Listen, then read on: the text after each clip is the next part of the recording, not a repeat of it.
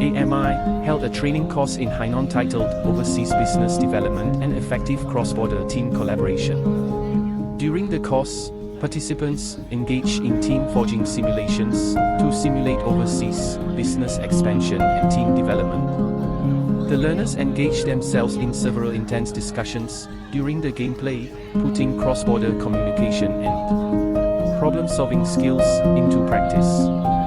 The participants reported that the training had deepened their understanding of international expansion and improved their skills for operating in a cross-border environment.